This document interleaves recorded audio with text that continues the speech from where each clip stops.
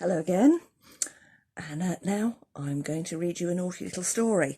I've even put my reading glasses on so I can peer at you over the top of them in a dommy fashion. I'll let that sink in.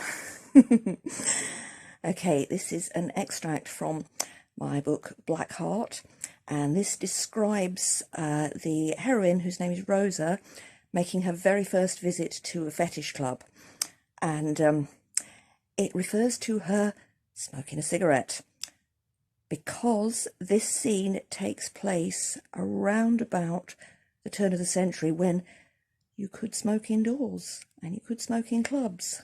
Days are gone now, but just, in case you thought you were being visited by the anachronism fairy, I'm just putting that information in place. Here we go. Having found a vacant table with a reasonable view of the stage and the tiny dance floor, Rosa was sitting with a vodka and orange in front of her and the rather irritating desire for a cigarette. She wasn't much of a smoker, just liked to light one up from time to time, and a packet of 20 would generally last her a week or more.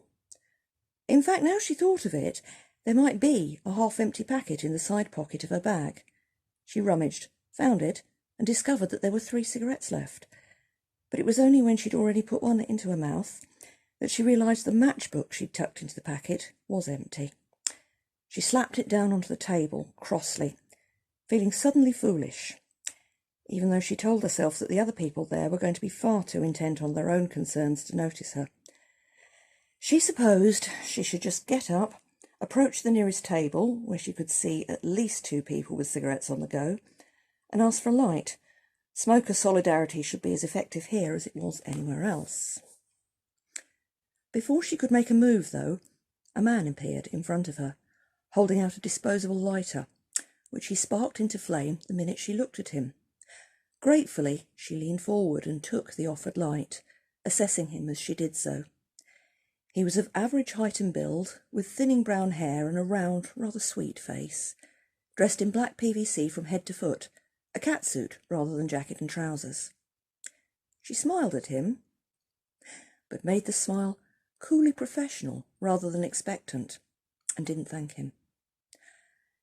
"Is Madam accompanied tonight?" he said. "Or may I join you?" A little shiver of excitement went through her. It wasn't that she found him particularly desirable in himself, though he wasn't repulsive. It was the air of almost ritualistic deference that thrilled her. "You may," she told him, and blew out a long plume of smoke as he sat down cautiously in the empty chair. They chatted a little, and Rosa steered the conversation away from anything particularly personal, admitting that she had never been to this particular club before, but keeping back the fact that she'd never been anywhere else either. He complimented her on her outfit, which pleased her. She'd examined all the more revealing bits and pieces in the shop, but had been instinctively drawn to things that would cover her, while suggesting untold thrills lurked underneath the shiny PVC of her trousers and the black and silver sleeveless, collarless leather shirt with its heavy black zip. "I saw you walk across the room earlier," the man volunteered.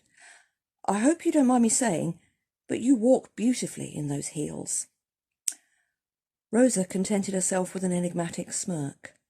High heels had been unfashionable in her teens, but she'd acquired a pair from a charity shop and practised endlessly in her bedroom until her posture was almost perfect.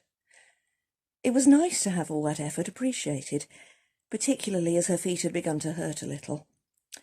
The shoes she was wearing tonight were the most challenging pair she'd ever owned, open-toed red patent leather with tapered heels that were almost 5 inches. It was only the half-inch platform sole that made them bearable, and it wasn't just a wish to remain in the background that had made her seek out a chair. "Might I have the honour of paying tribute to those beautiful feet, madam?" he asked, and Rosa told him that he might indeed. She had read enough to be aware that quite a few people considered the foot an erogenous zone, and while she was fairly sure that she didn't want to engage in any genital contact with her new acquaintance, pleasant though he was, letting him touch her feet was acceptable enough. He slid off his chair with an unexpected amount of grace and knelt in front of her, taking her left foot in both hands and planting a succession of light kisses on the front of the shoe, the side of it, working his way to the heel, which he took briefly in his mouth and sucked. He ran his tongue over and over the glossy leather, before respectfully lowering her left foot and picking up her right. Rosa began to feel the need for another cigarette, and noticed the man had left his lighter on the table. She made use of it, and sat back more comfortably in her chair, as he delicately removed the shoe from her right foot, and began to massage the arch and the ball of it, using his thumbs with exquisite skill. She found herself wanting to purr with pleasure, but held back. He spent a considerable amount of time on her right foot, and when he tucked it back into her red stiletto, she only avoided uttering a protest because she knew that he was going to treat her other foot with exactly the same amount of devotion. At some point, she finished her cigarette and put it out in the ashtray.